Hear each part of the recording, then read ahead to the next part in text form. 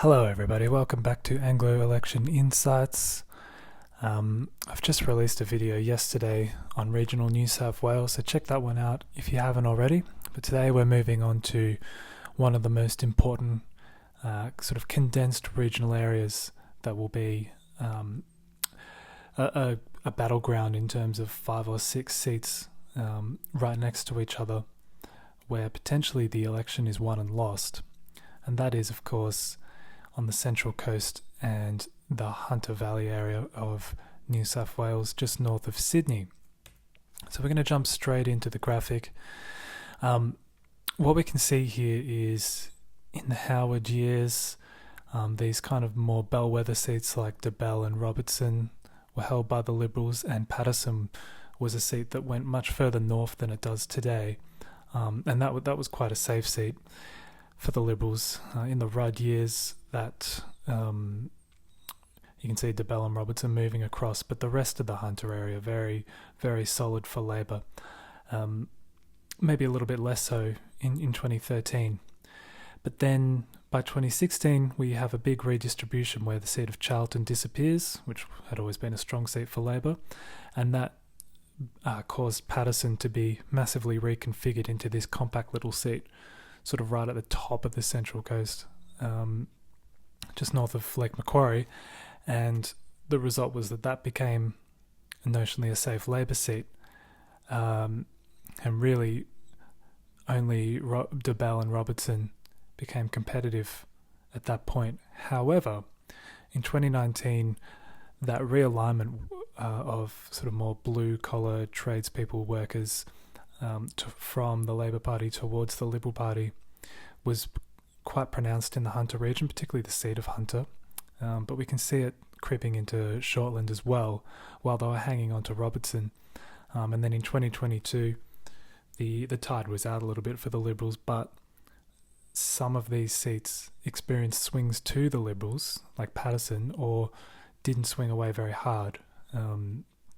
So you can see that in a cycle that is predicted to be a lot better for the coalition, particularly in these more sort of culturally homogenous and sort of tradesperson-based economies, I guess we'll say, that the coalition are going to be very, very competitive in quite a few of these seats in a way that perhaps they haven't been in prior cycles like 2013 and 2004, where they did well on the national scale.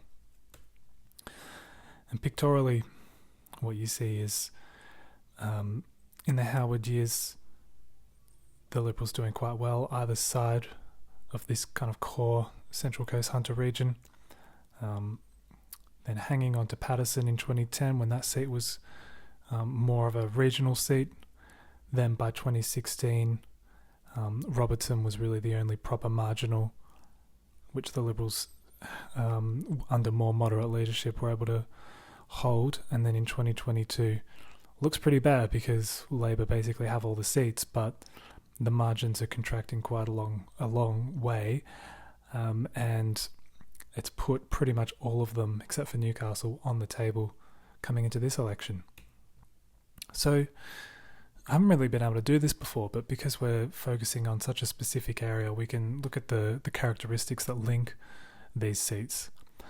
So all of them basically, except for perhaps Newcastle itself, there's a high percentage of what we'll say Anglo-Australians, Australians of British or European descent, a lower than average percentage of school completion, and that is probably why there's such a high percentage of trades workers in these seats.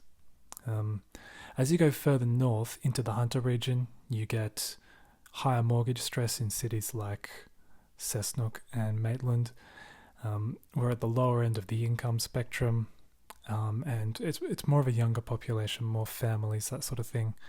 Whereas then the Central Coast area, that's getting more into the middle and then up into the higher end of household income, particularly as you get down south to Robertson. And the population there is a little bit older, and they have less mortgage stress because they have less mortgages.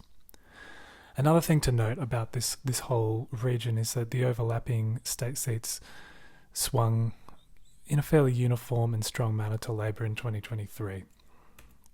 So we're going to jump right into the key seats. Hunter. So the redistribution has changed the boundaries a little bit, and it's become slightly more favourable to Labor as it takes in less of that sort of rural northwestern part of the old seat, and it moves east into more sort of densely populated areas to the north of Lake Macquarie. It's an ancestral Labor seat. The Fitzgibbons had it for like nearly 5 decades, basically. But as we saw before, it's becoming more and more marginal in recent cycles. Mortgage stress is a bit of a factor here, particularly in Cessnock and on that kind of western shore of Lake Macquarie here.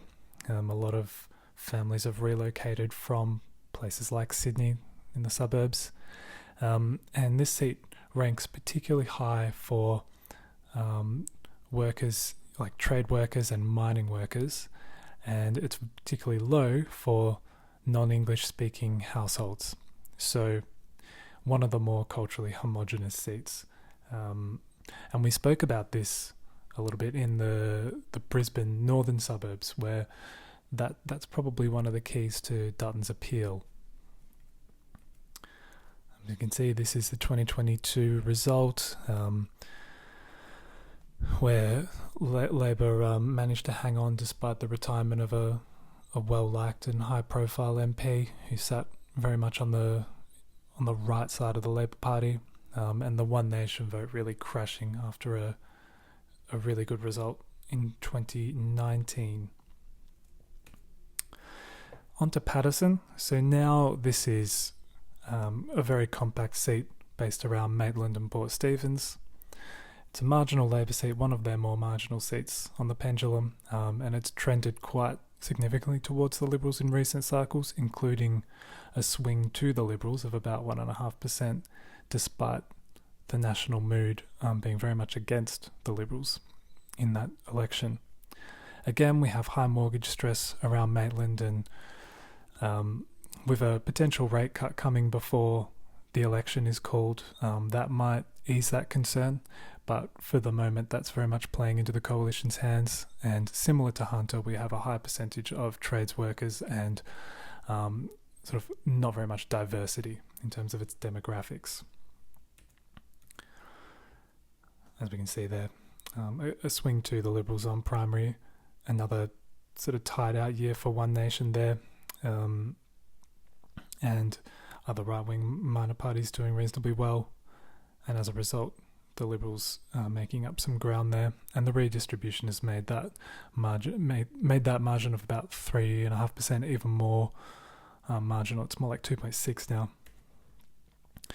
Shortland, this has always been basically a safe Labor seat, based around the eastern shore of Lake Macquarie and some of the southern suburbs of Newcastle. But again, it's one that's becoming increasingly friendly to the Liberals, but being on a 6% margin, it's going to be a big ask for this particular cycle. You kind of have a tale of two electorates here in a way.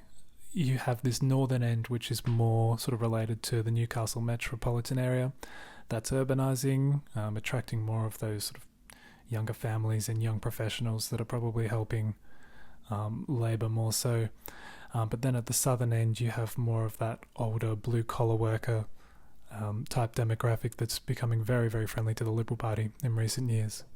So competing trends, and it's definitely going to make that one an interesting one to watch, to see if it swings on a more uniform basis or if it really is sort of booth by booth that we need to watch that one. Pat Conroy here, still getting 40% of the primary vote, which is well and truly enough to get him home.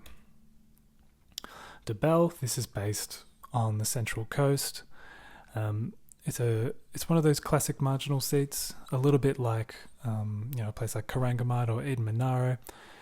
But again, like those seats, it's strengthened a little bit for Labor in the last couple of cycles, although it's tended to swing a little bit more in line with the national trends, whereas the seats to the north of Dobell have favoured the Liberals in recent cycles. It is on the low end for household income, diversity and school completion, like a lot of these seats. But again, it's swinging a little bit more with the nation, which suggests to me that perhaps it's not as fertile ground for the Liberals as somewhere like Hunter or Shortland potentially is. Emma McBride, I think, too, is a reasonably popular local MP.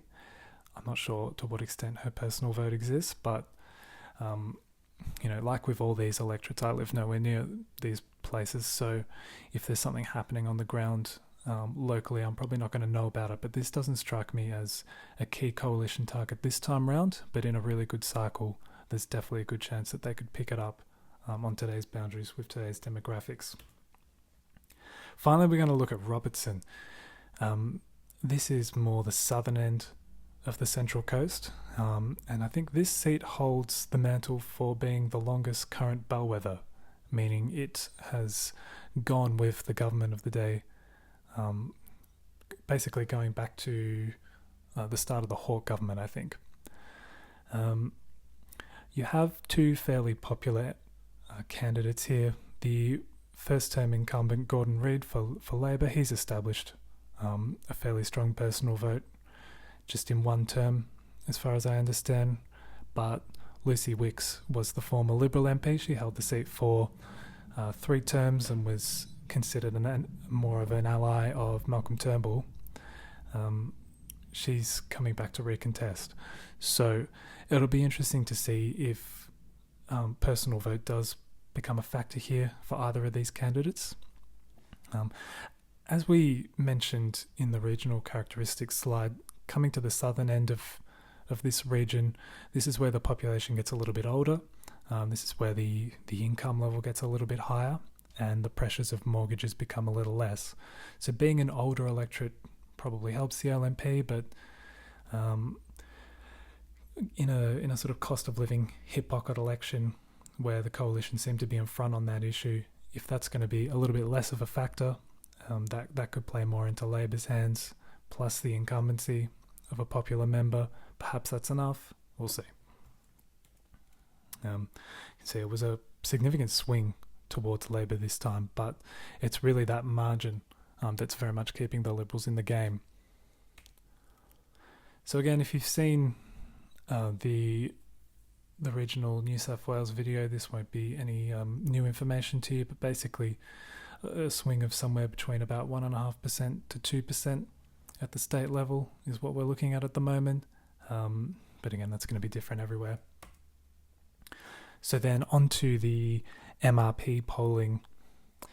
It's throwing up some, I wouldn't say unexpected results.